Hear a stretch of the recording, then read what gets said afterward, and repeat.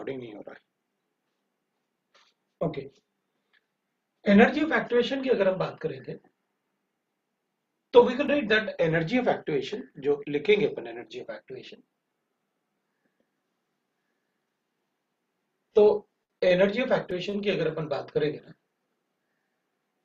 तो अपन ने इसको भी पढ़ा हुआ है काफी, एनर्जी ऑफ एक्टिवेशन। तो विल राइट दैट एक्टिवेशन ये, तो वी से दैट कि भाई एनर्जी ऑफ एक्टिवेशन जो होता है वो ऐसे आता है। अपन कहेंगे energy of the reaction is, यहाँ पर अपन पोटेंशियल एनर्जी ग्राफ लिखते हैं और यहाँ पर अपन लिखते हैं that is reaction coordinates, that is reactant will get converted into the product, a reactant will get converted into the product। तो अपन जनरली क्या बोलते हैं, कोई रिएक्शन जैसे अपन एक्सोथर्मिक, फॉर एक्सोथर्मिक रिएक्शन की बात करते हैं, फिर एंडोथर्मिक की बात कर लेंगे। एक्सोथर्मिक रिएक्शन, तो we used to write like this the energy graph। तो energy of the reactant and energy of the product, ये एनर्जी ऑफ द प्रोडक्ट है, this will be energy of the product. अपन कहते हैं कि भाई ये जो रिएक्शन होता है ना, इसको अपन कहते हैं energy of the reaction, energy of the reaction, जिसको अपन डेल्टा एच मानते हैं, ये एनर्जी ऑफ द रिएक्शन। वो ऐसे मैंने हैश इसलिए लगाया, वो एनर्जी ऑफ द रिएक्शन है एक्चुअली। तो क्या मैं इसको एंथैल्पी ऑफ रिएक्शन बोल सकता हूँ? हाँ, बोल सकते हैं। This will be the energy of forward reaction, this is called energy of forward reaction, this is called energy of reverse reaction, backward reaction, this is energy of a backward reaction, this is called extra energy required by the reactant to get converted into the product, the extra energy required by the reactant to get converted into the product।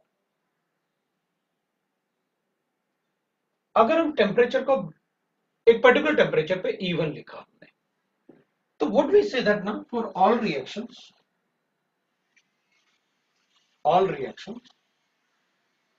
We can say that ये energy of threshold, ये energy threshold energy होती है। Threshold energy का मतलब है the maximum energy reactant molecule must possess to get converted into the product, इसके अपन इसे क्या बोलते हैं? ट्रांजिशन स्टेट, इसको अपन बोलते हैं ट्रांजिशन स्टेट,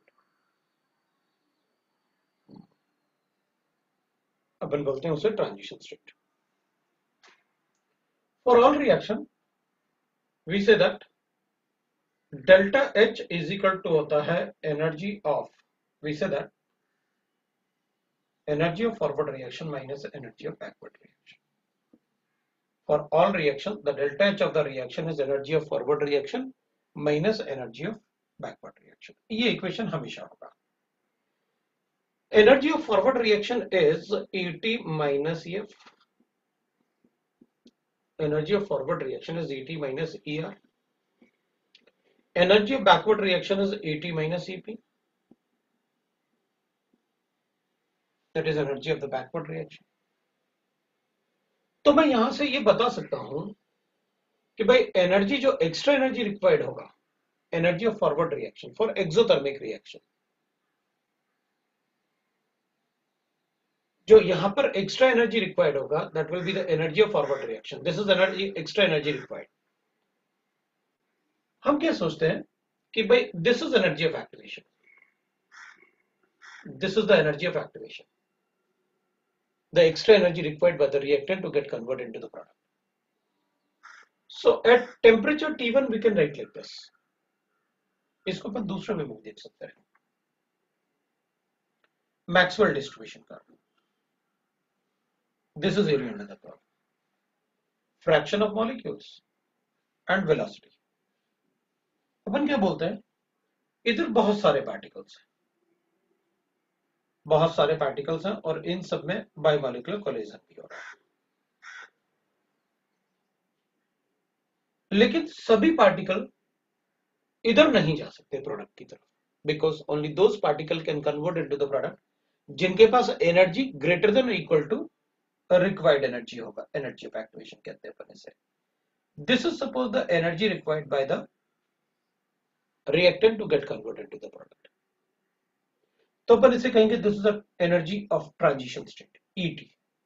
अगर किसी के पास इतना एनर्जी या उससे ज्यादा एनर्जी है तो दे विल गेट, अपन इसको काइनेटिक एनर्जी को काइनेटिक एनर्जी के फॉर्म में लिख सकते हैं क्योंकि वेलोसिटी था, तो अपन उसे काइनेटिक एनर्जी के फॉर्म में लिख सकते हैं।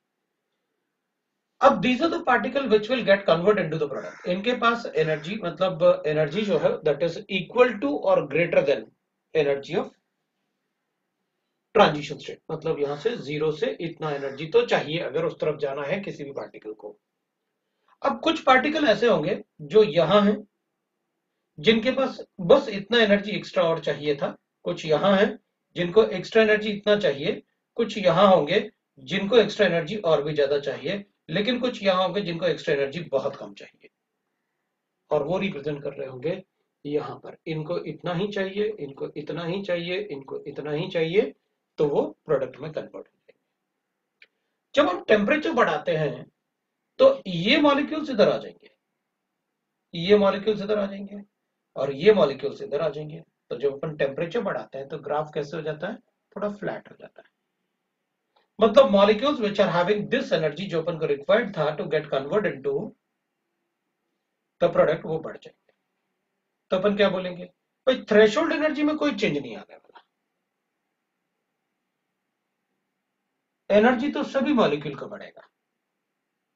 किसी मॉलिक्यूल का ज्यादा मतलब किसी मॉलिक्यूल का एनर्जी इतना बढ़ गया कि उसका थ्रेशोल्ड एनर्जी से ज्यादा हो गया, और ये सपोज करते हैं अपन कि यहां ही पहुंचा और ये पार्टिकल यहां ही पहुंचा, तो अपन कहेंगे ग्राफ जब शिफ्ट होगा तो ये रहेंगे तो ग्राफ के अंदर ही, area of both the graph will be same, ये तो पहले से पता है। Molecules because area represent the number of molecules present in the gaseous sample, वो रिप्रेजेंट करता है। तो अपन क्या कहेंगे, अब ज्यादा पार्टिकल के पास उतना एनर्जी आ गया, लेकिन ये एनर्जी आया कैसे, टेम्परेचर से आया, T2 ग्रेटर देन T1, हमने टेम्परेचर बढ़ाया। तो जब अपन टेम्परेचर बढ़ाते हैं तो एनर्जी ऑफ द रिएक्टेंट भी, क्योंकि सभी का एनर्जी बढ़ेगा, ऐसे थोड़ी होता है सिर्फ इन्हीं का बढ़ता है, इनका एनर्जी भी बढ़ेगा, एनर्जी तो सभी का बढ़ेगा। इसका मतलब है जब अपन टेम्परेचर बढ़ाएंगे तो एनर्जी ऑफ द रिएक्टेंट भी बढ़ेगा और एनर्जी ऑफ द प्रोडक्ट भी बढ़ेगा, एनर्जी ऑफ द रिएक्टेंट भी बढ़ेगा, एनर्जी ऑफ द प्रोडक्ट भी बढ़ेगा। तो अब क्या होगा, तो अगर अपन कहेंगे भाई टेम्परेचर से इतना एनर्जी बढ़ गया, तो अब ग्राफ ऐसे होना चाहिए,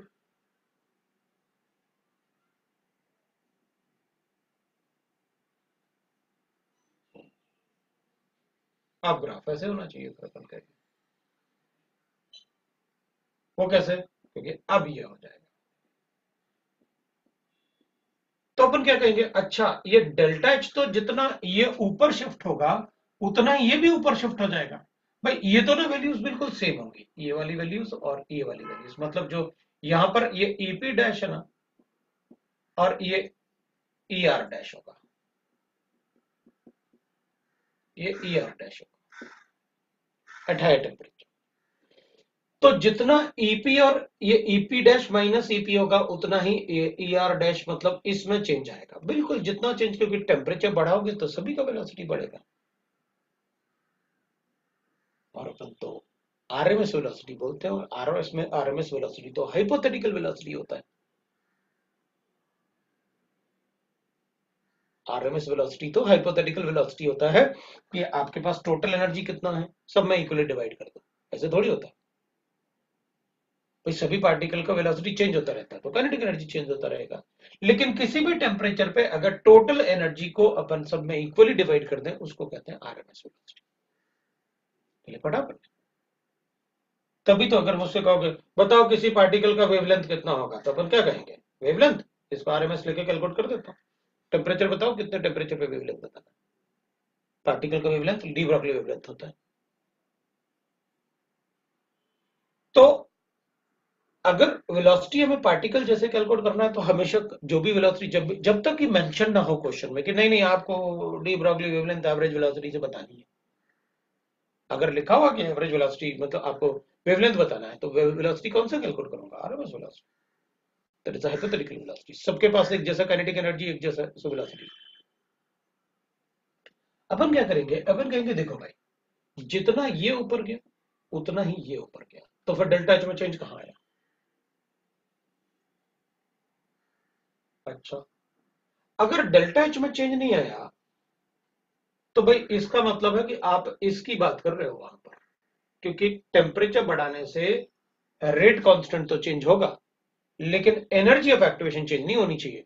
तो अपन, आप तो कह रहे हो कि ये वाला एनर्जी ऑफ एक्टिवेशन है इधर से ऐसे, ये वाला इतना था, अब तो एनर्जी ऑफ एक्टिवेशन आपको ऐसे बोल देना चाहिए, ई ए डैश। तो अरेनियस ने अपन को बस इतना ही कंफ्यूज कर दिया। क्या कंफ्यूज कर दिया? उसने जो एनर्जी ऑफ एक्टिवेशन लिखा ना वो ये था, और हम आज तक इसको डेल्टा एच से पढ़ते हैं। ये एनर्जी ऑफ एक्टिवेशन था अरेनियस का ऑफ अ रिएक्शन। तो फिर ये क्या था? ये तो वो इसको बोलता था energy of the reaction, energy required by the reaction to get converted into the product. तो वो इसे डेल्टा जी से रिप्रेजेंट करता है।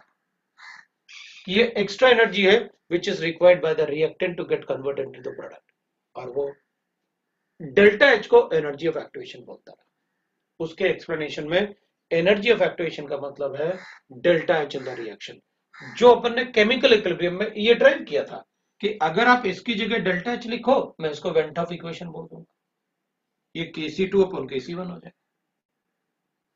आप इसको Ea लिखो, मैं इसको बता दूंगा। तो इसका मतलब है Ea को मैं ऐसे भी लिख सकता हूं, that Ea will be equal to EF minus Eb। बिल्कुल, मैं यहां सब्स्टिट्यूट करूंगा ना, Ea will be equal to EF minus Eb, and that is equal to delta H for us, delta H of the reaction। तो Arrhenius equation में जो delta H था उसको उसने एनर्जी ऑफ एक्टिवेशन, भाई टेम्परेचर बढ़ाने से ये एनर्जी चेंज नहीं हो रही, और वही अपन को ग्राफ में दिख रहा है कि एनर्जी ऑफ एक्टिवेशन चेंज नहीं हो रहा है। पहले भी अपन ने पढ़ा, on changing the temperature energy of reactant change हो रहा है। जितना एनर्जी ऑफ रिएक्टेंट चेंज होगा उतना ही प्रोडक्ट भी चेंज होगा। तो delta H doesn't change, the extra amount of energy required वो चेंज होगा। तो अरेनियस इक्वेशन में हमें बस इतना ध्यान रखना है, ये ग्राफ उसने बताया, अपन ने इससे बनाया ना ये ग्राफ, और वो कांस्टेंट है ना एनर्जी, और कांस्टेंट एनर्जी कौन सा दिख रहा है? अगर टेम्परेचर चेंज करूंगा तो जितना ये, क्योंकि टेम्परेचर बढ़ाने से क्या बढ़ेगा? Internal energy. What is, every reactant has internal energy. आप ग्राफ को यहां से क्यों शुरू कर रहे हो? तो यहां से क्यों शुरू कर रहे हैं? यहां से क्यों नहीं कर रहे? जीरो से शुरू करो ना। पॉसिबल ही नहीं, ऐसा पॉसिबल ही नहीं कि किसी गैसियस सैंपल का एनर्जी जीरो हो, इम्पॉसिबल है। What is so? क्योंकि जीरो एनर्जी किसी गैसियस सैंपल का सिर्फ एब्सोल्यूट जीरो पे ही हो सकता है, otherwise the particle will possess the internal energy, और इंटरनल एनर्जी होगा तो this is nothing but the internal energy of the reactant, internal energy of the product. We are talking about the internal energies. और अगर temperature change करेंगे तो delta is a function of temperature. आज तो thermal process होता है तो अपन कहते हैं internal energy zero for a gaseous sample.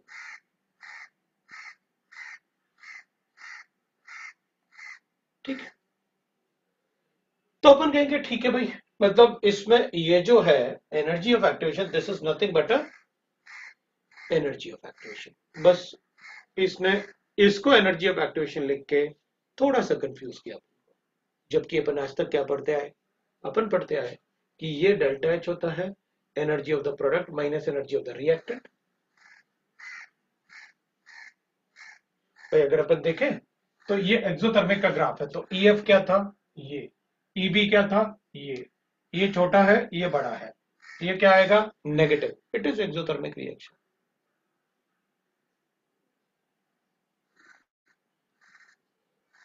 ठीक है, इट इज एक्सोथर्मिक रिएक्शन। तो एंडोथर्मिक होगा तो ऑब्वियस सी बात है, ये ग्राफ नीचे आएगा, ये ग्राफ ऊपर जाएगा, वेरिएबल टोटल। तो अगर एंडोथर्मिक का ग्राफ होगा तो अपने पास ऐसे होगा। तो आपको एनर्जी ऑफ एक्टिवेशन, ये ट्रांजिशन स्टेट है, मतलब टेम्परेचर चेंज करने से ईटी कभी चेंज नहीं होगा। चेंज क्या होगा? The extra energy required by the reactant to get convert into the product change होगा। एनर्जी ऑफ द रिएक्शन कभी चेंज नहीं होगा।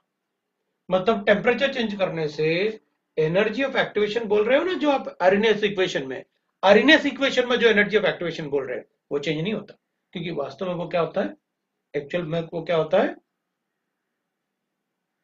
डेल्टा एच ऑफ द, इसलिए तो आपका स्लोप स्ट्रेट लाइन आ रहा है। तो according to Arrhenius equation we say that EA will be equal, that log of K2 upon K1 will be like this. Otherwise we can write that. And then Ventov equation we know that. Ventov equation में बस इतना ही तो difference था, log of Kc2 upon Kc1 will be equal to delta H divided by 2.303 R into 1 upon T1 minus 1 upon T2. ठीक है, तो इसी concept से सॉल्व कर दूंगा ना, इसकी जगह एनर्जी ऑफ एक्टिवेशन लिखो तो अर्नेस इक्वेशन, डेल्टा एच लिखोगे तो वेंटॉफ इक्वेशन, और इसको लिखो तो delta H is equal to E F minus E B, वो भी एक्सोथर्मिक के लिए नेगेटिव, और अगर एनर्जी ऑफ एक्टिवेशन लिखोगे तो E F minus E B, वो भी एक्सोथर्मिक के लिए नेगेटिव। तो अपन को ये चेक करना होगा, जैसे इसमें बोलते थे ना अपन, अगर ये एंडोथर्मिक प्रोसेस है तो डेल्टा एच पॉजिटिव, तो टेम्परेचर बढ़ाने से Kc2 बढ़ेगा, ये अपन बोलते थे ना, जो केमिकल इक्विलिब्रियम में अपन ने डिस्कस किया कि अगर ये डेल्टा एच पॉजिटिव है तो टेम्परेचर बढ़ाने से Kc2 बढ़ेगा, अगर एक्सोथर्मिक रिएक्शन है तो नेगेटिव होगा, तो टेम्परेचर बढ़ाने से ये वैल्यू क्या होगी, ये तो पॉजिटिव होगी लेकिन इसका साइन नेगेटिव होगा, तो ओवरऑल वैल्यू क्या हो जाएगी बाद में टेम्परेचर बढ़ाने से छोटा, अगर वो छोटा होगा तो फिर Kc2 छोटा होना चाहिए Kc1 से, मतलब reaction goes in backward direction.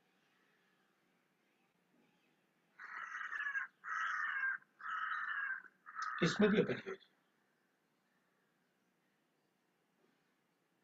इसका मतलब ये हुआ कि अगर मैं टेम्परेचर बढ़ाऊंगा, ठीक है ना, टेम्परेचर अगर मैं बढ़ाऊंगा तो ये वैल्यू क्या होगा, छोटा होगा, ये तो कांस्टेंट, अगर ये वैल्यू छोटा होगा तो रेड कांस्टेंट का वैल्यू बढ़ेगा, क्योंकि ये तो कांस्टेंट है, y equal to C plus mx लिखा है। अगर आप यहां गड़बड़ नहीं करते हो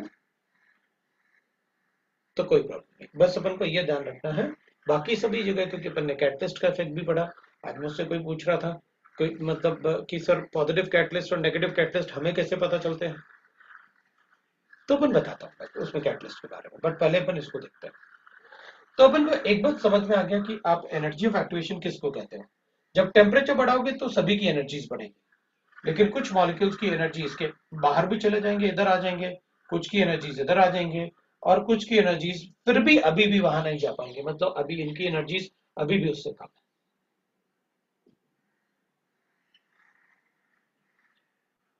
राइट, ऑलवेज लाइक दिस।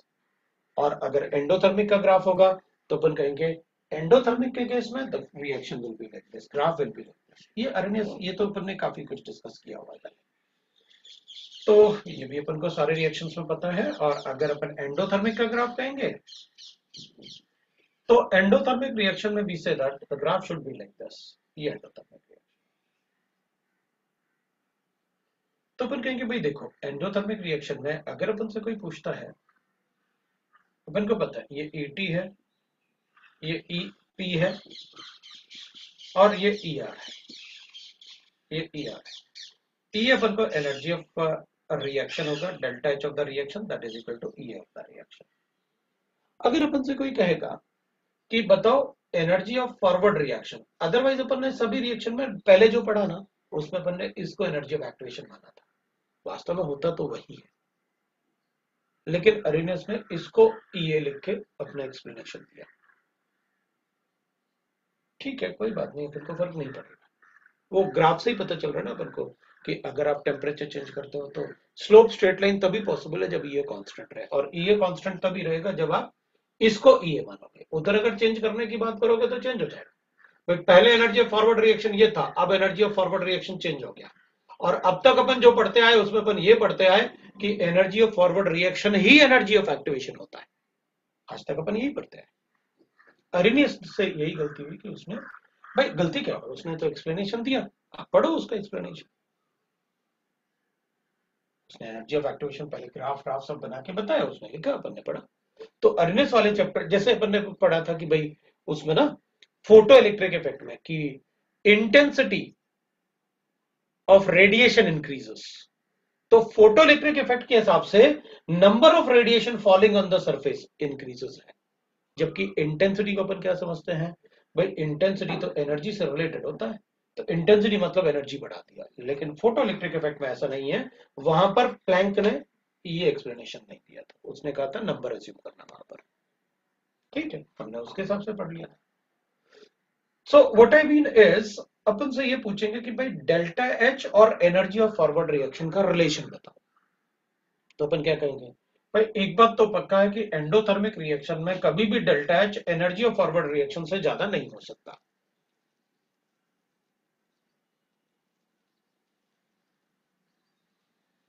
उससे तो कम ही होगा। So for endothermic reaction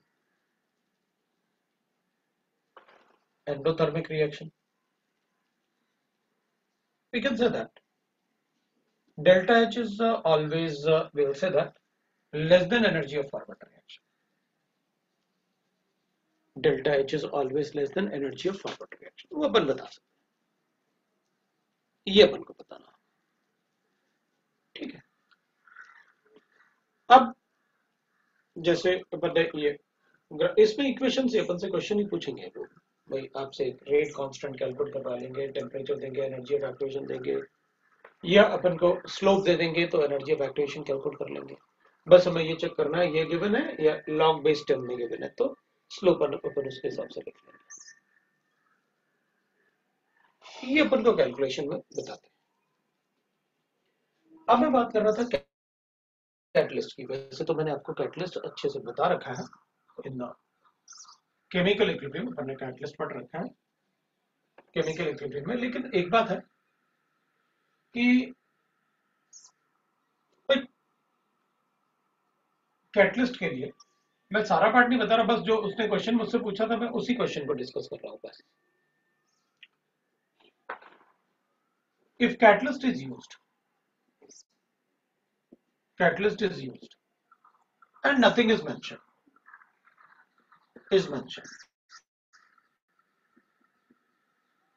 then it is always positive catalyst. Positive catalyst का मतलब है वो हमेशा रेट ऑफ रिएक्शन को बढ़ाएगा। वो कैटलिस्ट यूज ही अपन इसलिए करते हैं कि रेट ऑफ रिएक्शन बढ़ जाए। तो KClO3 है, डिकम्पोज होता है KCl प्लस O2, लेकिन अगर हम MnO2 लिखा हुआ है वहां पर और कुछ भी मेंशन नहीं है, तो अपने लिए यह है कि MnO2 में उसका डिकम्पोजिशन बढ़ जाए। ये बता, कुछ भी मेंशन नहीं है तो अपन कहेंगे वो पॉजिटिव कैटलिस्ट ही होगा। और अगर ऐसे पूछा which of the following decreases the rate of decomposition, कोई दूसरा ले लेते हैं क्योंकि इसमें नेगेटिव कैटलिस्ट यूज नहीं करते हैं। H2O2 ले लेते हैं, हाइड्रोजन पेरोक्साइड। हाइड्रोजन पेरोक्साइड तो अपने आप डिकम्पोज होता है। तो अपन कहेंगे एग्जांपल में जैसे H3PO4, H3PO4 is a negative catalyst. ये मैंने आपको डिकम्पोजिशन ऑफ H2O2 में बताया नहीं बताया होगा, क्योंकि अब तक अपन ने पढ़ा ही नहीं डिकम्पोजिशन ऑफ H2O2, मुझे नहीं लगता पढ़ा है, नहीं पढ़ा, कोई बात नहीं। तो अपन कहेंगे हमें ऐसे पता होगा। Example 1, H3PO4 is used as H3PO4 इसके लिए बी लिख लेता हूं, रोजनमंड कैटलिस्ट। उसमें अपन ने पॉइजन किया था ना क्यूनोलिन से, वो अपन से पूछेंगे एग्जाम में। मतलब नेगेटिव कैटलिस्ट हमें पहले से पता होना चाहिए, अपन को वही पूछेंगे। ऐसे नहीं पूछेंगे कुछ भी, चलो पूछ लेते हैं, बताओ ये क्या होता है, हमें कैसे पता क्या होता है, आप बताओ तो फिर हम उसको याद रखेंगे कि चलो भाई ये वो रिएक्शन है जिनमें आपने नेगेटिव कैटलिस्ट लिखे हुए। ये तो पढ़े ना अपन ने, ये तो पढ़ा ना अपन ने, Lindlar's catalyst and that is Rosenmund catalyst, right. फिर peroxide formation of ethers, of ethers.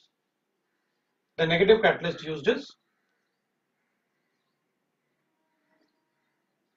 कि उसका peroxide formation ना हो, मैं decrease लिख लेता हूं,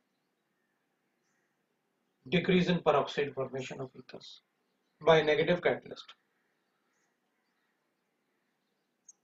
तो अपन इसमें नेगेटिव कैटलिस्ट यूज करते हैं कॉन्सेंट्रेटेड H2SO4 और CuSO4, ये यूज करते हैं। ये मैंने आपको पेरोक्साइड फॉर्मेशन पढ़ाया है। तो नेगेटिव कैटलिस्ट में अपन को क्या करेंगे कि भाई उसमें ना, मतलब बताएंगे अपन को कि पूछेंगे अपन से वही जो अपन को पहले से पता। ये क्वेश्चन जैसे पूछेंगे बताओ इनमें से कौन सा नेगेटिव कैटलिस्ट जैसे यूज, तो वो तो अपन को पहले से पता होना चाहिए कि किस रिएक्शन में कौन सा नेगेटिव कैटलिस्ट होता है। ठीक है, तो अब कैटलिस्ट तो सेल्फ कैटलाइज्ड रिएक्शन भी होते हैं, सेल्फ कैटलाइज्ड रिएक्शन। अब ये नया वर्ड आ गया भाई, सेल्फ कैटलाइज्ड रिएक्शन, तो आपने बताया तो self catalysed reaction.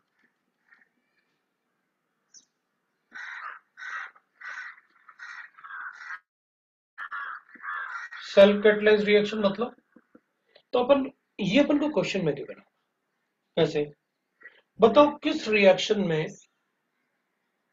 Rate of reaction बढ़ेगा जब रिएक्शन परफॉर्म होगा, when the reaction is carried out। तो अपन कहेंगे है ना, अपन को पता हाइड्रोलिसिस ऑफ एस्टर, आपने बताया, आपने कहा था हाइड्रोलिसिस ऑफ एस्टर में जैसे जैसे टाइम इंक्रीज होता है रेट ऑफ रिएक्शन बढ़ता है। अगर टाइम इंक्रीज होने से रेट ऑफ रिएक्शन बढ़ रहा है, भाई रिएक्टेंट का कंसंट्रेशन तो कम हो रहा होगा, तो रेट को तो कम होना चाहिए, फिर कैसे बढ़ सकता है। तो अच्छा, इसमें कोई ऐसा कंपाउंड बन रहा होगा जो उस रिएक्शन में पॉजिटिव कैटलिस्ट जैसे यूज हो रहा हो गया। हाइड्रोलिसिस ऑफ एस्टर में एसिड कैटलाइज्ड रिएक्शन होता है और उसमें हाइड्रोलिसिस में एसिटिक एसिड बनता है। तो कंसंट्रेशन ऑफ एसिड बढ़ता है, और कंसंट्रेशन ऑफ एसिड बढ़ेगा तो कैटलिस्ट का कंसंट्रेशन बढ़ा रहेगा, और कैटलिस्ट का कंसंट्रेशन बढ़ेगा तो रेट ऑफ रिएक्शन बढ़ेगा। पढ़ा हुआ है हाइड्रोलिसिस ऑफ एस्टर। तो कुछ रिएक्शंस अपन को पहले से पता, मैं कंपाइलेशन पूरा केमिस्ट्री का अपन बना सकते हैं और उसको मैं आपको दे सकता हूँ कि ये कैटलिस्ट में पॉजिटिव तो अपन को याद नहीं रखनी पड़ेगी, लेकिन नेगेटिव कैटलिस्ट और सेल्फ कैटलाइज रिएक्शन वाले 8-10 होंगे, तो उसको टेबल के सामने लगा लेंगे, तो भाई ये अपन को पता होना चाहिए। तो मैं आपको बना दूंगा, कोई दिक्कत नहीं, मेरे पास होगा, ये मेरे पास बना हुआ होगा, मुझे सिर्फ उसका स्क्रीनशॉट लेके आपको भेज दूंगा, क्योंकि पहले ही बच्चों ने पूछा होगा, ऐसे थोड़ी कि आपने आप पूछ कर बना देंगे, उनको बनाया होगा, मेरे पास पड़ा भेज दूंगा। ठीक है, तो ये कैटलिस्ट का उसने मुझसे पूछा था, तो मैंने कहा चलो आपको, और बाकी कैटलिस्ट का रोल आपको अच्छे से बता रखा है मैंने कि catalyst increases the rate of reaction by choosing the alternate path which has less energy of activation। Catalyst उसी रिएक्शन का एनर्जी ऑफ एक्टिवेशन डिक्रीज नहीं करता, कैटलिस्ट हमेशा अल्टरनेट पाथ चूज करता है जिसमें energy of activation come, it never changes energy of reactant, energy of product, delta H of reaction, delta G of reaction, Kc of reaction. It only affects the rate. Bas. Temperature only affects the Kc of reaction. पढ़ा ही था कि Kc of reaction सिर्फ एक ही factor से change होगा और वो temperature factor. ठीक. तो that is about the Arrhenius equation. अब इसमें अपन क्वेश्चंस कर सकते हैं अगर करना है तो, अदरवाइज हम डाउट्स कर सकते हैं पहले. ये आपका अभी मैंने यहाँ पर स्टॉप कर रहा हूँ अर्नियस थ्योरी को. ये हो गया अपना अर्नियस थ्योरी. स्कूल वाला पार्ट में पता होगा, स्कूल का बोर्ड का अपन को पता भी नहीं कब होंगे. ठीक है ना. अभी तो मार्च में तो नहीं होने वाले, मई में स्टेट बोर्ड मतलब डिक्लेयर हुआ है, हो सकता है मई में ही जाएगा शायद. तुमको मतलब कॉन्स्टिट्यूशन का एक पार्ट पता नहीं, वो काफी लोगों को, किसी को नहीं पता. बड़ी मुश्किल से मुझे भी पता चला था. मुझे भी किसी कॉन्स्टिट्यूशन जिसने बहुत पढ़ रखा है उसने बताया था. अपने कॉन्स्टिट्यूशन में एक वर्ड, एक लाइन है, जब तक आप 150 डेज स्कूल नहीं खोलते ना तब तक आप एग्जाम नहीं ले सकते. अब वो कॉन्स्टिट्यूशन चेंज कर दे तो अलग बात है, बट कॉन्स्टिट्यूशन में ये है कि the school should be open for 150 days, तभी आप एग्जाम ले सकते हो. इसलिए तो एग्जाम बढ़ाए जा रहे हैं, उनने कुछ भी नहीं बोल रहे. हाँ सभी बोर्ड, कॉन्स्टिट्यूशन मतलब अलग अलग बोर्ड थोड़ी होता है. ठीक है. कॉन्स्टिट्यूशन होता है, कॉन्स्टिट्यूशन होता है, तो एक ही होता है ना. तो उनको 150 डेज बोलना पड़ेगा. और अभी विलेजेस में तो खुले ही नहीं ना स्कूल काफी जगह, इसलिए वो मई की बात कर रहे हैं क्योंकि वो स्कूल खोलेंगे 1 जनवरी से. नहीं, जेई के लिए स्कूल की जरूरत नहीं है. जेई तो बगैर स्कूल के भी हो सकता है. जेई के लिए जरूरत नहीं है, स्कूल के लिए जरूरत है. जेई वो तो कॉम्पिटिटिव एग्जाम होगा ना. जेई तो स्कूल के लिए है. स्कूल एजुकेशन में वो मतलब कॉन्स्टिट्यूशन में वर्ड है कि ये आपको करना पड़ेगा 150 डेज.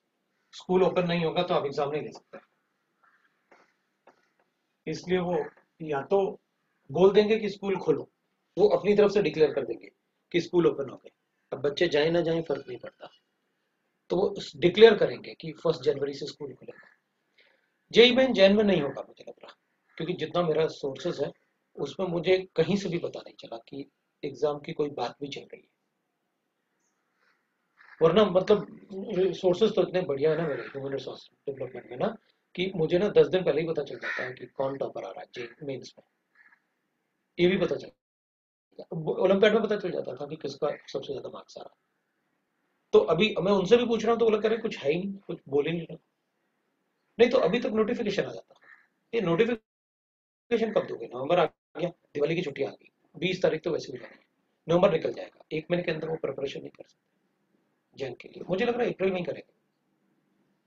2 बार अटेम्प्ट अप्रैल में ही देंगे, एक फर्स्ट वीक एक लास्ट वीक. बट जनवरी में तो मुझे नहीं लगता होगा. और स्कूल एग्जाम के लिए अपने पास काफी टाइम होगा. तो ये है कि अपने लिए रिवीजन के लिए काफी टाइम देता है, क्योंकि अपना सिलेबस बहुत ज्यादा नहीं बचा हुआ है. इनऑर्गेनिक में ज्यादा नहीं होता, जो मुझे बताना है बस उसमें तुम भी कुछ भी नहीं सोच पाओगे. मुझे ही बस फिजिकल और ऑर्गेनिक से कोरिलेट करना होगा, बाकी तुम्हारे सोचने का कुछ भी नहीं होगा. मोस्ट प्रोबेबली मतलब मुझे लगता है कि मेंस वो अप्रैल तक करेंगे. हाँ कभी भी होंगे, अटेम्प्ट तो 2 ही होंगे. एक अप्रैल में ही वो 2 बार कर देंगे और मई में वो एडवांस रखेंगे, ऐसे कुछ होगा. और अभी अपन देखते हैं क्या है ना. अभी तो अपन पढ़ते हैं. मतलब अप्रैल में भी देंगे तो भी मुझे लग रहा है कि 2 अटेम्प्ट तो देंगे. रेजो का सेंटर ओपन मेरे ख्याल से अपन ना डिस्टेंस के साथ डाउट डिस्कशन के लिए, face to face doubt discussion के लिए अपन ऐसे कुछ करेंगे ना. 20 स्टूडेंट्स, अपना जो एक रूम है ना बड़ा वाला, जो है ना, जो बड़ा वाला रूम है, कौन सा ABC है शायद,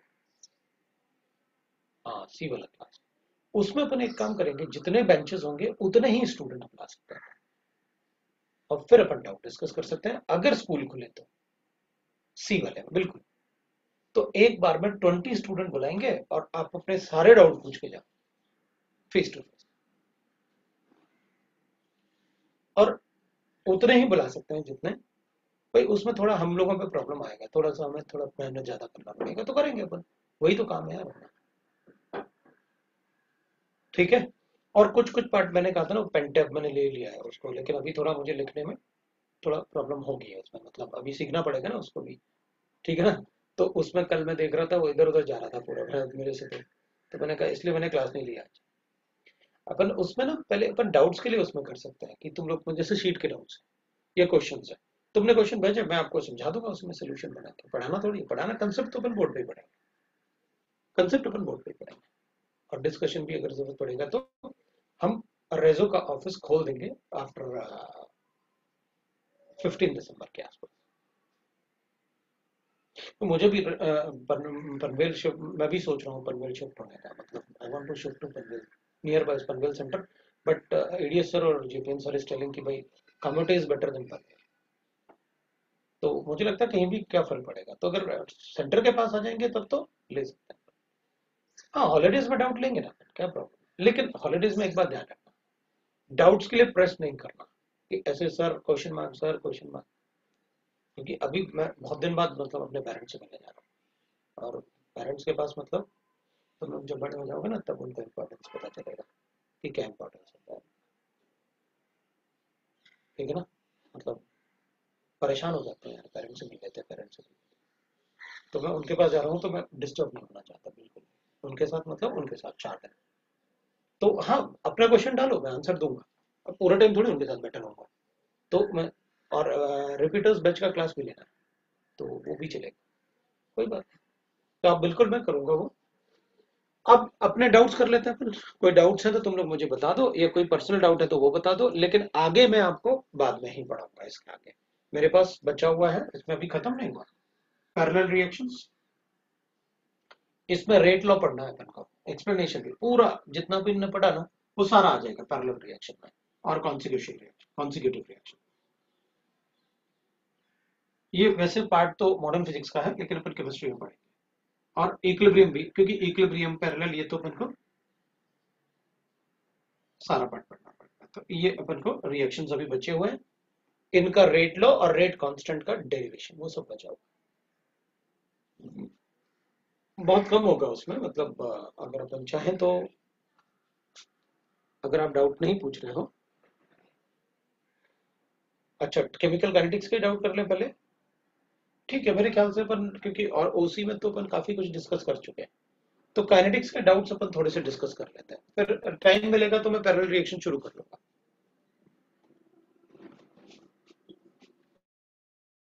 टाइम मिलेगा तो मैं पैरेलल रिएक्शन शुरू कर,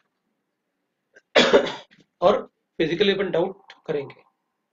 एक्सरसाइज 3 बाकी है, लेकिन आफ्टर ना इसके पोस्ट दिवाली ना अपन देखते हैं कब अपन कर सकते हैं डाउट्स क्लियरिंग सेंटर पे। सेंटर भी अपन ओपन करेंगे, एक बार गवर्नमेंट से परमिशन मिले तभी अपन ओपन कर पाएंगे ना, वैसे नहीं कर पाएंगे। मैं टाइम ले लेता हूँ।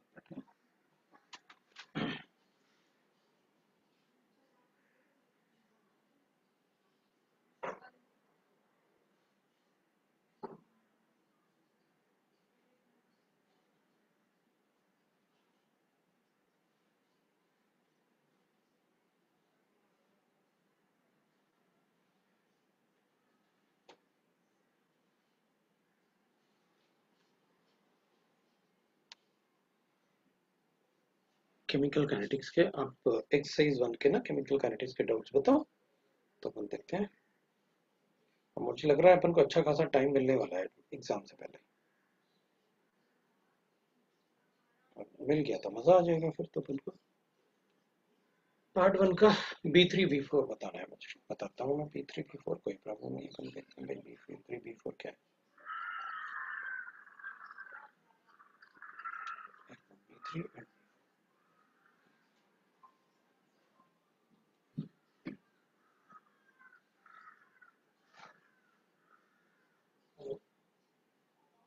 और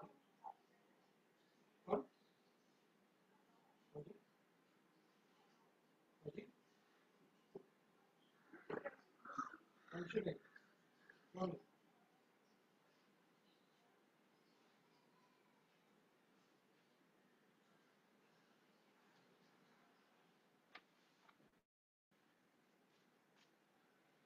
मिनट, B3 और B4,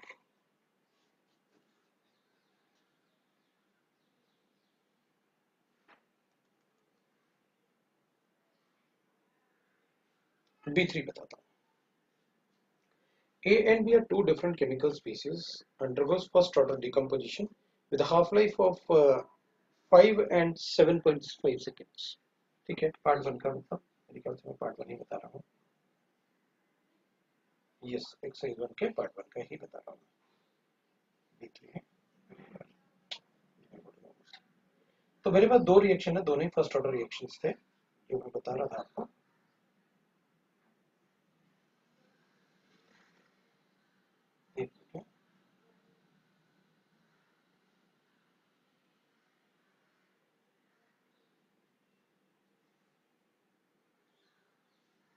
ए और बी दो रिएक्शंस थे, दोनों ही फर्स्ट ऑर्डर रिएक्शन थे. इसका टी हाफ मुझे गिवन है 5 सेकेंड्स और इसका टी हाफ मुझे गिवन है 7.5 सेकेंड्स.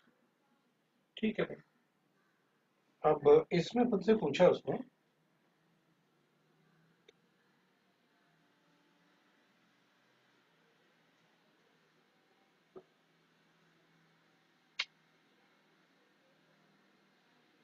एक बात बताता हूँ, ऊपर नीचे हो गया ना. हाँ भाई क्या, तो B3 में उसने कहा कि भाई दो रिएक्शन थे. ठीक है, मुझे मिल गया. If the initial concentration of A and B are in the ratio of 3:2, ठीक है, तो इसका initial concentration of A is 3x, ये है 2x.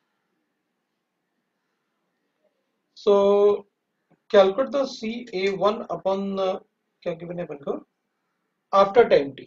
ठीक है, तो इसका हाफ लाइफ गिवन है, तो इसका के ए गिवन है अपन को, तो इसको K1 ले लेता हूँ 2.303 अपॉन T1 ले लेता हूँ into log of initial concentration अपन को गिवन है इसका A0 अपॉन 80. इसके लिए K2 ये तो गिवन ही है अपन को is equal to 2.303 upon T लिख लेता हूँ, T2 लिख लेता हूँ into log of A0 upon 82 लिख लेता हूँ. ठीक है ना, तो ये तो अपन को गिवन है भाई. ये कितना है 3x, ये कितना है 2x, ये कितना है 0.693 डिवाइडेड बाय ये टी हाफ गिवन है ना अपन डिवाइडेड बाय 5. ये कितना गिवन है 0.693 डिवाइडेड बाय 7.9. अब ये बोल रहे हैं अपन से कैलकुलेट रिस्पेक्टिवली. ठीक है, तो टाइम दोनों का सेम ले लेंगे. तो इनिशियल रेशियो अगर ये है तो आफ्टर टाइम टी दोनों में सेम है ये वाला.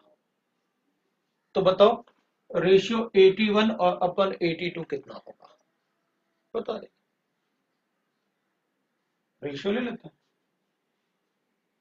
0.693, चल तो अपन इसको कैंसिल कर लेते हैं और ये अपने पास बचा 7.5 डिवाइडेड बाय 5. तो ये तो कैंसिल हो जाएगा, तो अपने पास क्या बचा log of A not upon 80. सो अपने पास बचा ए not upon 80 1 log of this divided by log of a naught upon 82. तो ये अपन को 3x गिवन है, ये अपन को गिवन है 2. x तो कैंसिल ही कर देते हैं, यही बचा अपने पास 3/2. तो अपन से पूछा 81 डिवाइडेड बाय 82 पूछा है, आंसर आ गया.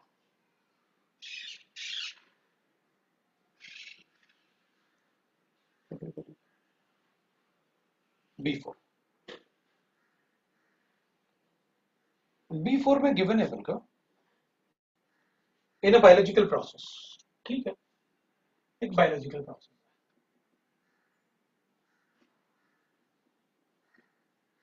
ठीक है, in a biological process the time taken by certain virus or a bacteria to double the population. ठीक, मतलब एक बैक्टीरिया है,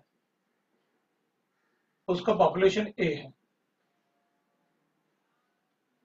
और ये ना डबल हो जाता है. कितना टाइम में डबल हो रहा है, time taken by double the population is called generation time. ठीक है, इसको जनरेशन टाइम बोलते हैं. ठीक है। तो in milk eight 37 degree centigrade, ठीक है, lactobacillus and acidophilus has a generation time of about 75 minutes, ठीक है, मतलब ये t is equal to 75 minutes मुझे generation time at 37 degree centigrade, ठीक है। अब ये कह रहे हैं कि calculate the population relative to the initial at 60 minute.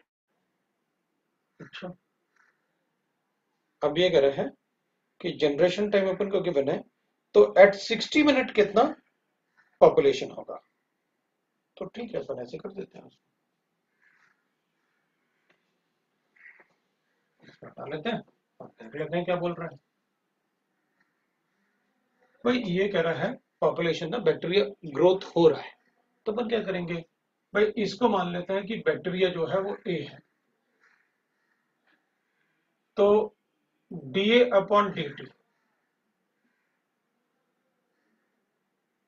Will be equal to K into concentration of, क्या लिख लें, ए लिख लेते हैं भाई, उसको ए कर देते हैं अपन ऐसे।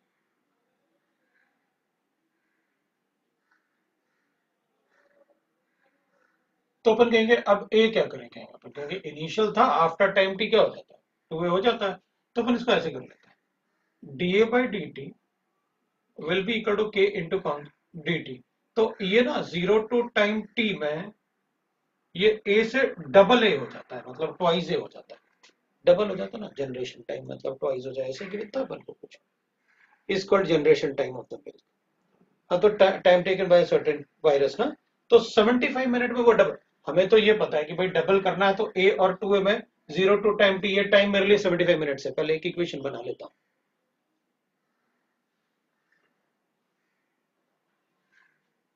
तो यहां पर अपन क्या करें, ये कन्वर्ट होगा इसमें, मतलब डिकम्पोज हो रहा है, कोई बात नहीं, मैं ऐसे लिख लेता हूं, लेकिन इसमें कन्वर्ट क्यों, ये तो बन रहा है ना, ये तो मतलब बैक्टीरियल ग्रोथ हो रही है ना, ग्रोथ। भाई आपने तो ये कहा था कि रिएक्शन में क्या होता है, ये डिकम्पोज होता है, तो ये प्रोडक्ट में कन्वर्ट होता है, मतलब कम होता है। तो आप कह रहे थे कि D A by D T इसलिए कर रहा हूं कि वो कम होता है, या कम थोड़ी हो रहा है, तो बढ़ रहा है। मान लो शुरू में ए था, बाद में ए प्लस एक्स हो गया, तो अपन ये कहेंगे ना, तो भाई शुरू में ए था, बाद में तो ए था, बाद में तो ए प्लस एक्स हो गया ना, मतलब एक्स बन गया, तो अपन बना हुआ ही ले लेते हैं, आप इसको ऐसे कर लो भाई, D x by D T, ये कॉन्सेंट्रेशन एक्स ले लेता हूं,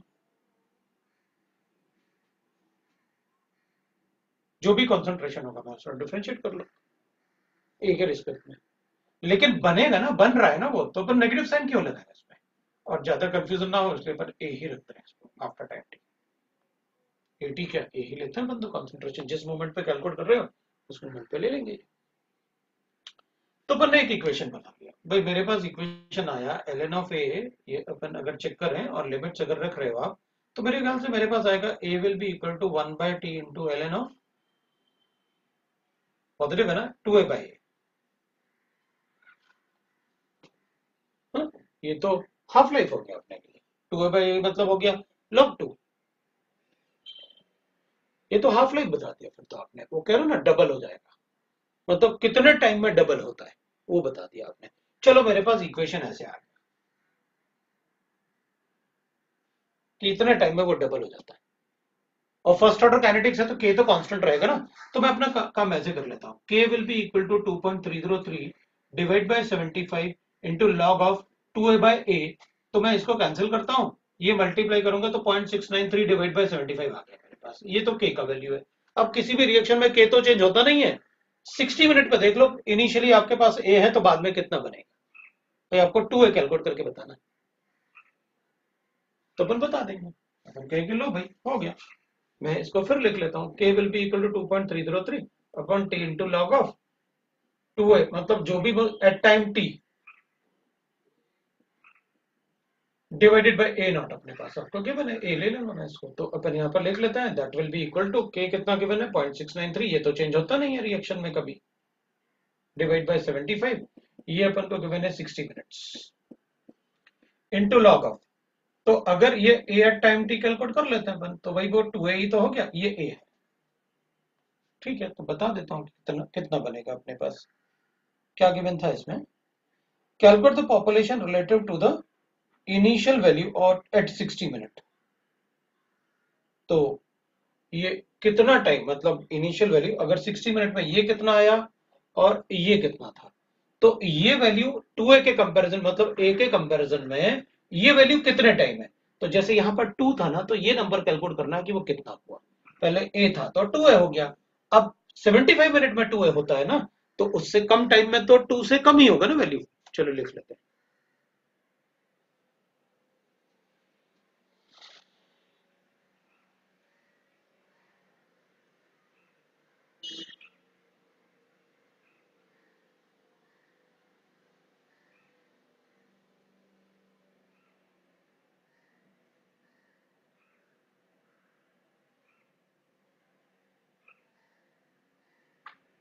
ये बात तो सही है, सही पूछ रहे तुम। हमें कैसे पता चला कि ये फर्स्ट ऑर्डर काइनेटिक्स है, आपने तो बताया ही नहीं, क्योंकि मुझे पता है bacterial growth first order kinetics follow करता है। ये तो मैंने बताया ही नहीं होगा तुमको। ठीक है, वैसे ये क्वेश्चन तो first zero and first order है, तो जीरो ऑर्डर भी समझ सकता था मैं, राइट। ठीक, इसलिए मुझे इसमें गिवन होना चाहिए था कि ये फर्स्ट ऑर्डर काइनेटिक्स फॉलो करता है, bacterial growth follows first order kinetics.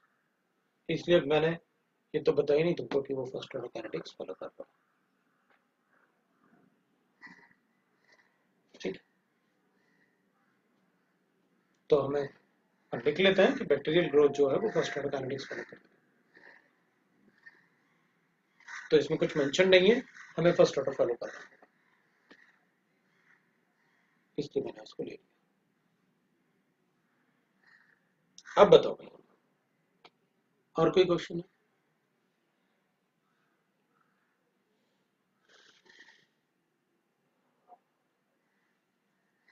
बस B3 और B4।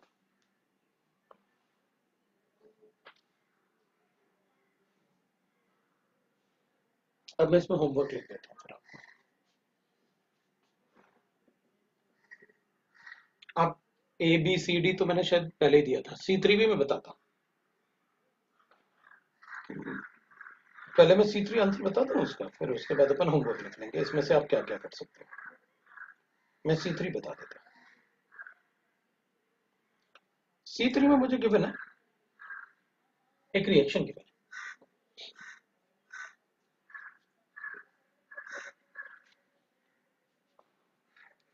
और रिएक्शन है अपन इथाइल नाइट्रेट को,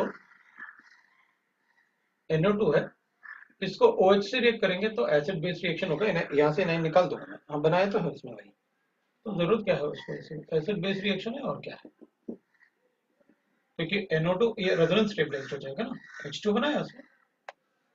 obeys the rate law for pseudo first order reaction।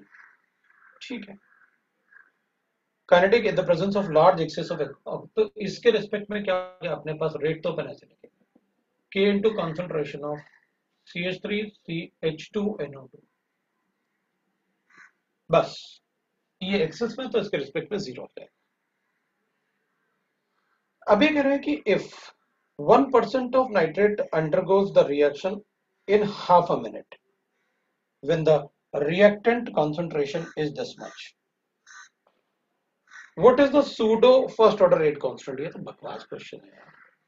ये कह रहा है कि अपने पास ये गिवन है 1.002, भाई फर्स्ट ऑर्डर बोल रहे हो आप, फर्स्ट ऑर्डर का मतलब हो गया K will be equal to 2.303 upon T into log of A upon A minus x. ये A है आपका, एक्स कितना है 0.02 का, 0.2 का 1%। ये लो कैलकुलेट कर दो, क्वेश्चन ए गिवन हो गया।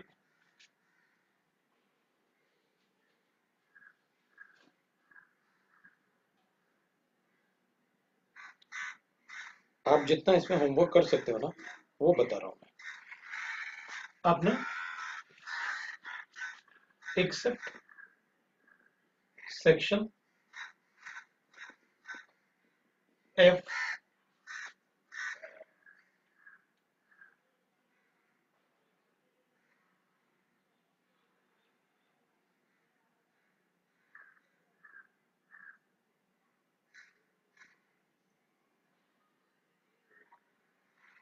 एंड आई, सारा कर लो। एफ में पैरेलल रिएक्शन है, आई में radio activity, complete. Exercise 1, part 1 part 2,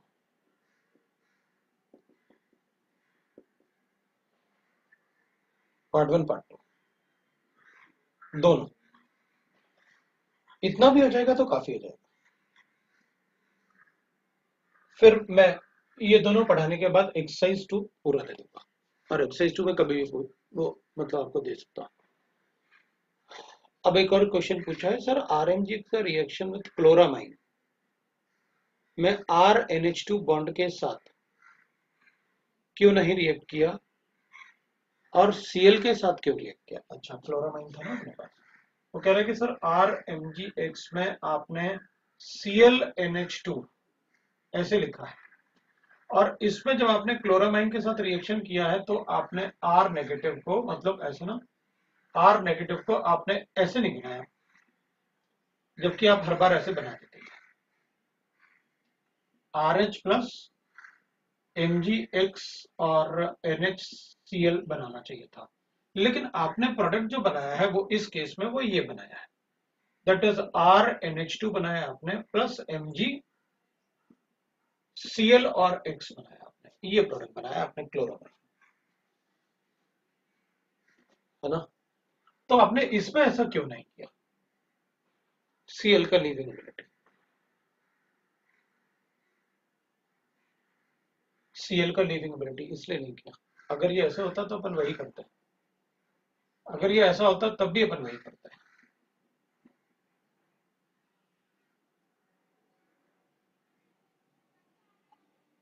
अगर क्लोरामाइन गिवन है तो Cl का लीविंग एबिलिटी। तो आप तो कहते थे कि एसिड बेस रिएक्शन पहले होता है इसमें, भाई NH OH और एसिड बॉन्ड में आपने हमेशा यही बताया कि अगर NH और अगर OH बॉन्ड है तो हमेशा रिएक्शन एसिड बेस रिएक्शन ही होगा। तो अपन ने एल्काइल ग्रुप के साथ बताया, हमेशा बताया। जब अपन ये लिखते हैं तो इसका मतलब है यहां कोई ऐसा ग्रुप नहीं होगा जो खुद भी रिएक्टिव हो, नहीं तो अपन उसके बारे में सोचें, इसलिए ऐसे बताया मैंने। तो वो एक ही रिएक्शन था शायद जहां पर मैंने मतलब ऐसे बताया है, और अपन ने उसको डिस्कस मतलब मेरे ख्याल से बताया, क्योंकि वो गिवन भी है बुक्स में तो अपन से पूछ भी सकते हैं, तो इसलिए मुझे बताना भी जरूरी था। दैट इज ऑल इसमें जो अपन पढ़ सकते हैं। और कुछ पूछना है तो बताओ, आपके कोई डाउट्स हैं तो, एरोमेटिक के डाउट्स हैं तो वो पूछ लो एक्सरसाइज 3 में। किसी का कोई डाउट है तो वो पूछ लो।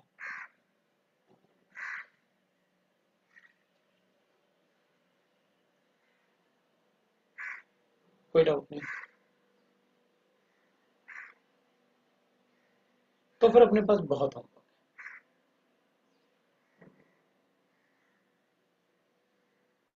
और दिवाली में ज्यादा दिन नहीं है, 4 ही दिन है अपने पास, और उसमें भी आपका मैथ्स का क्लास तो होगा। रेडी सर तो क्लास लेने वाले हैं, उनको मना करना पड़ेगा दिवाली के दिन मत लेना, दिवाली के दिन ही ले लेंगे सर।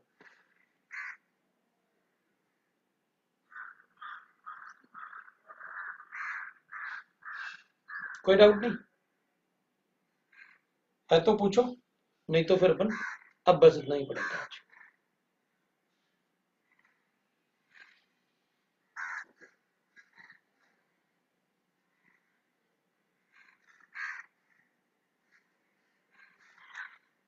पार्ट 1 का सेकंड क्वेश्चन है, पार्ट 1 मतलब एक्सरसाइज कौन सा, पार्ट 3? एक्सरसाइज 3 के पार्ट 1 का सेकंड क्वेश्चन, एक मिनट देखना तो बना।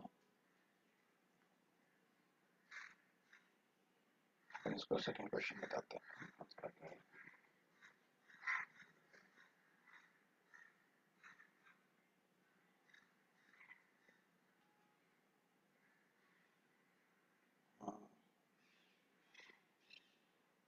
एक मिनट बताता हूँ। ठीक है, पार्ट 1 का सेकंड क्वेश्चन अपने पास, how would you synthesise 4-methoxyphenol from bromobenzene.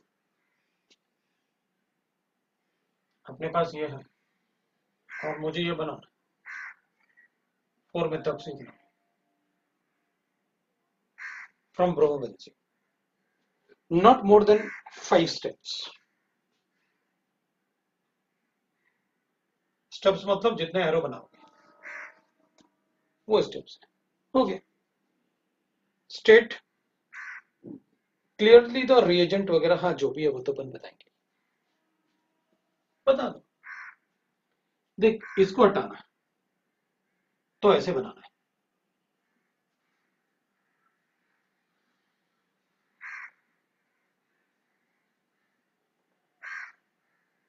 ऐसे बनाना है।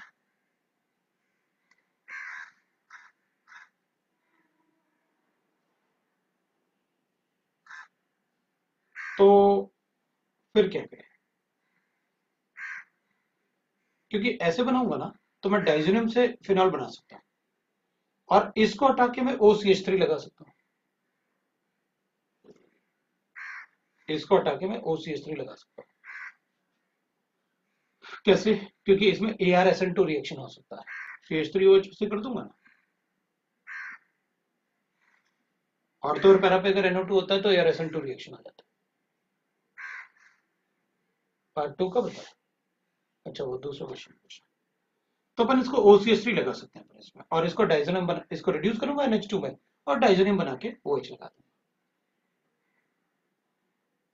या फिर क्या करें, पहले SO3H बना,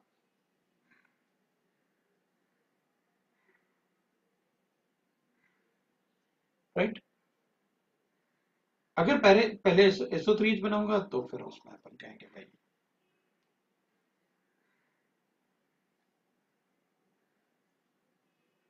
पहले SO3H बनाएंगे, पहले इसका नाइट्रेशन ही कर लेते हैं।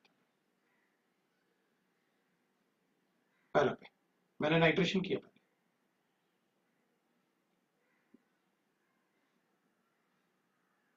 तो बेस्ट पे लो बन गया। अब क्या, ये लिखा तो है आपने, CH3OH हीट कर देते हैं। तो इसमें ArSN2 होगा, क्योंकि ऑर्थो और पैरा पे अगर नाइट्रो ग्रुप है तो SN2 ArSN2 होता है। अब क्या करूं, प्रोड्यूस करो, तो क्या होगा, NH2 बनेगा। मैंने आपको बताया, आप इसको NaNO2 लिखो और डाइल्यूट H2SO4 लिखो। टेम्परेचर मेंशन मत करो, टेम्परेचर मेंशन नहीं करोगे तो इन दोनों के कॉम्बिनेशन से HNO2 बनेगा जो उसे डाइजोनियम में कन्वर्ट करेगा। टेम्परेचर मेंशन नहीं है मतलब वो डाइजोनियम में N2 लीव करेगा और उसकी जगह डाइल्यूट से OH आ जाएगा। हो गया, कितना step, 1 2 3 4 step, it is less than 5 step. एक स्टेप और था अपने पास, जितने एरो बनाए ना वही स्टेप्स।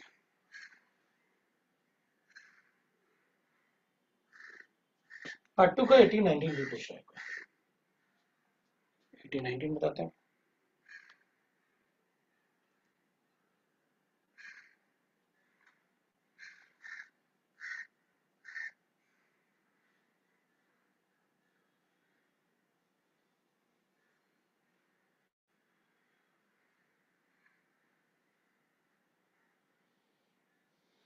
काफी क्वेश्चन होते हैं इससे, हैं एरोमेटिक कंपाउंड से भी काफी क्वेश्चन होता है, एल्डिहाइड कीटोन से भी काफी क्वेश्चन होते हैं, इसलिए आपके पास होमवर्क बहुत ज्यादा है। आप आराम से होमवर्क करो, सारे अपने डाउट्स देखो, क्या क्या डाउट्स आते हैं वो सारे डाउट अच्छे से पूछो।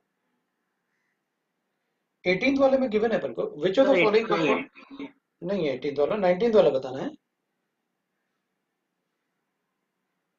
अब ये आराम से वे भी लिख रहा है, ऑनलाइन वाला पता नहीं कौन कौन सा, ठीक है 19 वाला देखते हैं पहले।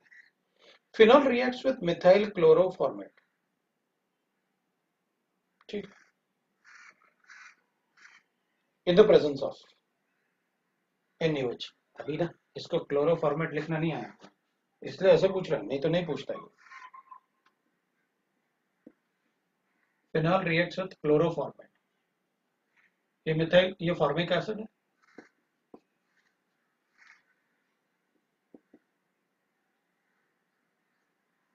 ये फॉर्मेट है, और ये क्लोरोफॉर्मेट। दोनों में से अच्छा लिविंग ग्रुप कौन सा होगा, क्योंकि ये इस पे अटैक करने वाला है बेसिक मीडियम में। बेसिक होगा तो वो नेगेटिव होगा ना, तो इलेक्ट्रॉन तो न्यूक्लियोफाइल। अच्छा लिविंग ग्रुप ये है, मतलब इसको हटाऊंगा, आई गेट लाइक दिस।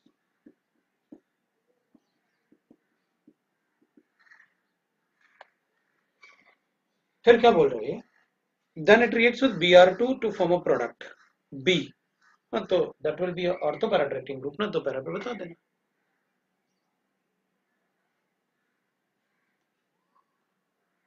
अब कोई मुझसे ऑनलाइन का वन पूछ रहा है, ऑनलाइन का वन इज, ये तो डायरेक्ट रिएक्शन है यार, अपन ने पढ़ा होगा डायरेक्ट रिएक्शन। भाई एक रिएक्शन अपन ने ऐसे पढ़ा हुआ है, राइमर टाइमर रिएक्शन। क्या होता है, फिनॉल को रिएक्ट करता है CHCl3 के साथ, एक्वस KOH गिव्स यू एक ऑर्थो जो मेजर होता है, और एक माइनर होता है जो पैरा होता है। लेकिन इसकी जगह अगर अपन Gattermann Koch reaction for phenols,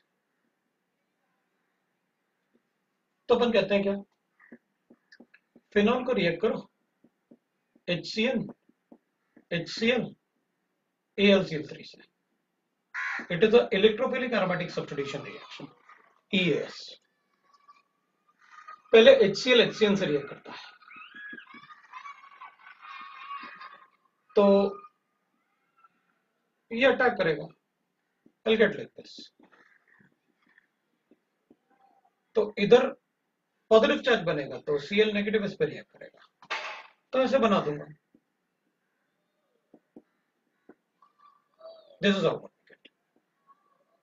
अब AlCl3 से, अगर AlCl3 रहेगा तो इस Cl को हटा लेगा, सो I'll get a कार्बोकेटाइन, ये इलेक्ट्रोफाइल है।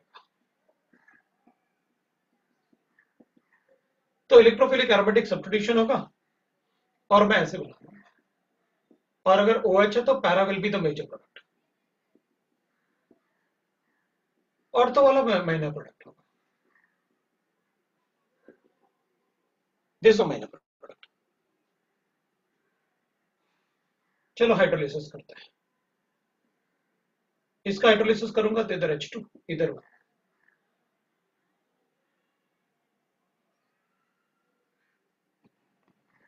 H2N2, और इसका हाइड्रोलिसिस करूंगा तो इधर O और इधर H2,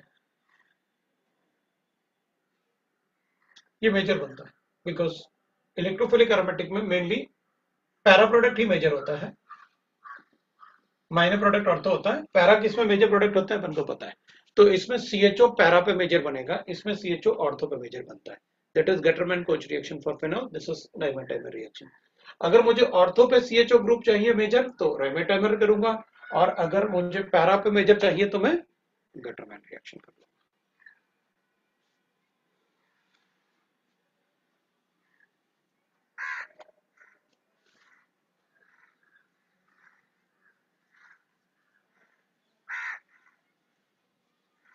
हाँ, कार्बन भी अटैक करेगा, क्यों कुछ और है उसमें, नहीं, CHO बना ना।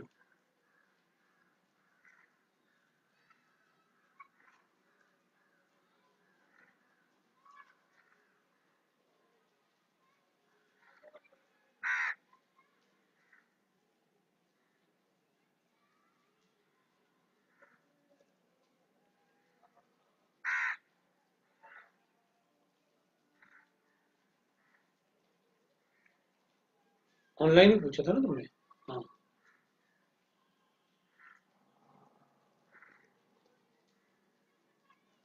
बिल्कुल डिलोकलाइज होकर कार्बन पे अटैक करेगा।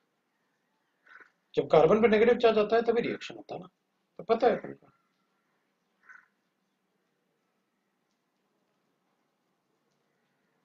तो ऑनलाइन में अपन से पूछा ये क्या रिएक्शन है, तो गेटरमैन कोच फॉर्माइलेशन क्या होता है फिर?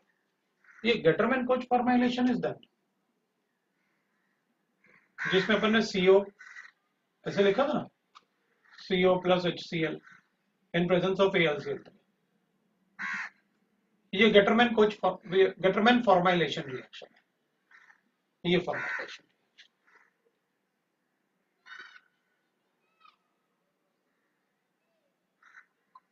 अब इतने सारे पूछे ना कि डाउट्स में ना, क्वेश्चन नंबर 6 भी पूछ रहे हैं बहुत सारे, 7, 8, 10, 16 बहुत सारे हैं इसके तो। चलो 7, 8 से 10, 16 देखता हूँ।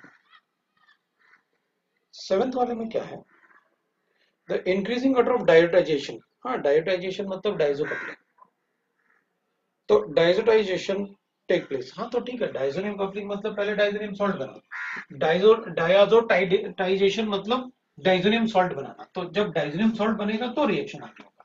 तो डाइजोटाइजेशन मतलब अपन ऐसे बनाएंगे, ये NH2 होता है, उस पे NO पॉजिटिव को अटैक करवाते हैं, HO नेगेटिव और NO पॉजिटिव होता है ना, तो इस पे इजीली अटैक कब करेगा, जब यहाँ पर इलेक्ट्रॉन रिलीजिंग ग्रुप होगा तो रेट ज्यादा होगा, विड्रॉइंग ग्रुप होगा तो इलेक्ट्रॉन डेंसिटी कम होगी, ये अटैक नहीं करेगा।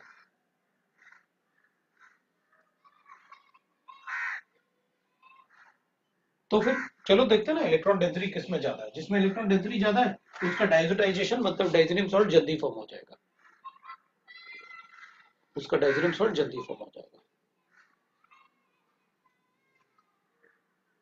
राइट। तो इनमें से अपन को बताना है तो किस पे जल्दी हो जाएगा फॉर्म, तो चलो देख लेते हैं भाई। डाइजोटाइजेशन,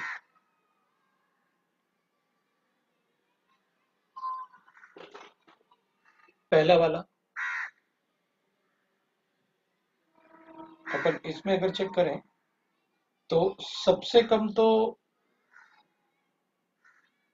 अगर अपन चेक करेंगे डाइजोटाइजेशन में, the increasing order of diazotization of the reaction is, सबसे कम तो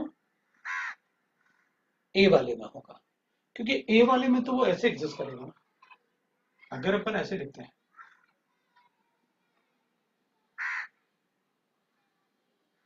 तो ये तो एसिड बेस रिएक्शन है ना, ये RO negative, this is carboxylate ion is more stable ना, तो वो तो ऐसे कन्वर्ट हो जाएगा ए वाला अपने आप ही, बेसिक साइड भी है एसिडिक साइड भी है, ये इसको छोड़ के इसके साथ ऐसा हो जाएगा,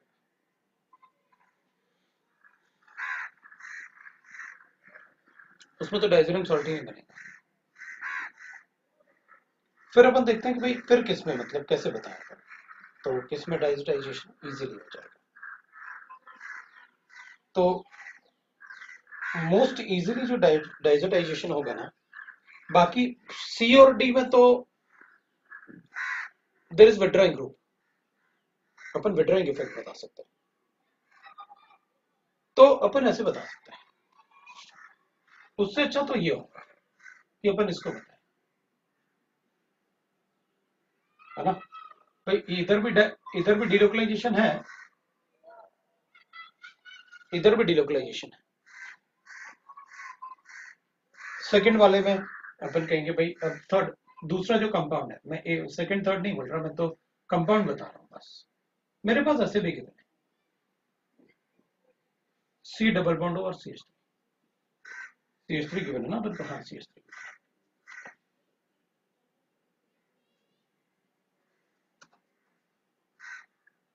अब diazotization of, increasing order of diazotization of, तो डाइजोटाइजेशन मतलब क्या होता है ये अपन को देखना पड़ेगा, क्या बोल रहे हैं कुछ ना कुछ और सर, वो application of Kolbe's reaction में जब सैलिसिलिक एसिड में O नेगेटिव और CO नेगेटिव बनता है तो वो डिलोकलाइज होके कार्बन पे ये अटैक क्यों नहीं करता है, कार्बन पे अटैक नहीं करता ऑन एसिडिक नाइट्राइड,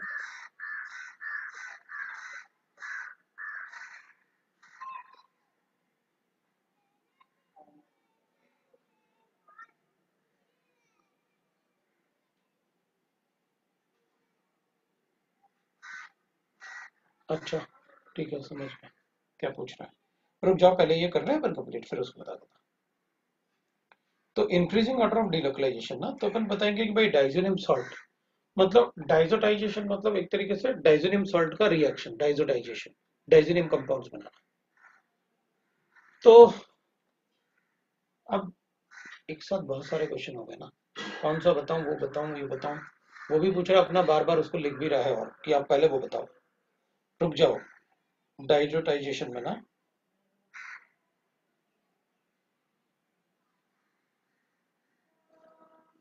तो इसमें आप अपने आप ही चेक कर लेना इलेक्ट्रॉन डेंसिटी। तो इसमें इलेक्ट्रॉन डेंसिटी ज्यादा है इससे, क्योंकि इसमें माइनस इफेक्ट होगा, इसका मेटा पोजीशन पे है ना, इसलिए माइनस इफेक्ट है। और लास्ट वाले में आप लिख लो कि भाई किसमें माइनस इफेक्ट, अपन कहेंगे भाई इसमें C double bond O CH3 है, इसका इसमें माइनस इफेक्ट है, तो इस पे इलेक्ट्रॉन डेंसिटी सबसे कम है, तो इसका डाइजोटाइजेशन इन तीनों में सबसे कम होगा, फिर उसका, फिर इसका, मतलब इसका सबसे ज्यादा होगा, और इसका तो होगा ही नहीं क्योंकि इसमें तो पॉजिटिव चार्ज आ जाएगा। तो कैसे बता। दूसरा, वो पूछ रहा है अपन से कि जब आप ऐसे बताते हो ना,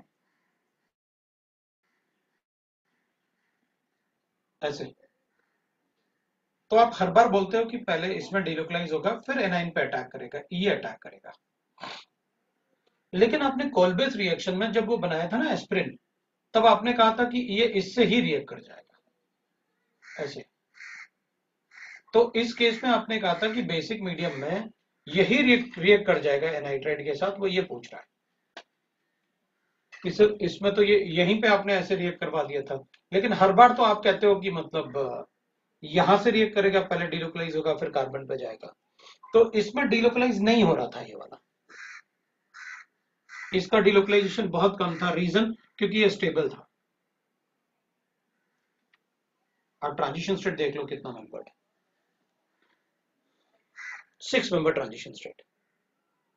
अगर ये नहीं होता ना, तो इसमें डिलोकलाइज करके मैं इसी से अटैक कर पाता, इसमें ऑर्थो पोजीशन पे अटैक कर पाता।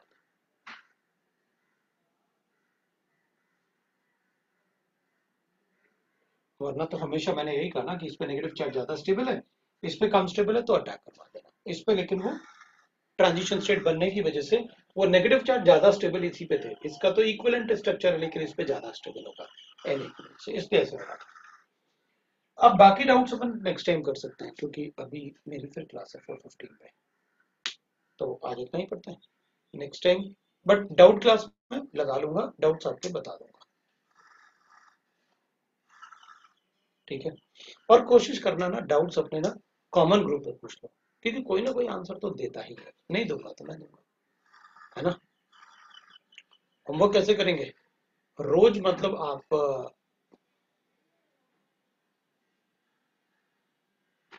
टेस्ट भी है और क्लासेस भी है। 11th क्लास का तो टेस्ट भी देना है, राइट। टेस्ट को थोड़ा सा रिवाइज करके दो ना, रोज 2 घंटे रिवाइज करो जितना हो सकता है, उसके बाद जीओसी वगैरह और केमिकल बॉन्डिंग तो ज्यादा रिवाइज नहीं करना पड़ेगा, बट बाकी पार्ट को थोड़ा बहुत रिवाइज करना पड़ेगा, क्योंकि उससे अपन को ये पता चलेगा आपको क्या नहीं आता है, जब आप कॉमन सेंस से सोच के मतलब एग्जाम देते हो। तो आप 11th का एग्जाम जरूर देना, उससे आपको पता चलेगा कि मैं, मुझे क्या नहीं आता है या कुछ भी नहीं आता है, तो वो सर से पढ़ना पड़ेगा, तो अपन रिवीजन में अपन को पता चलेगा उससे। शीट्स में आप कर लो कि मतलब जो भी आप शीट से ऐसे कर सकते हो, एक्सरसाइज 1 और 3 सॉल्व करो और टेस्ट दे दो, जो भी चैप्टर है वापस से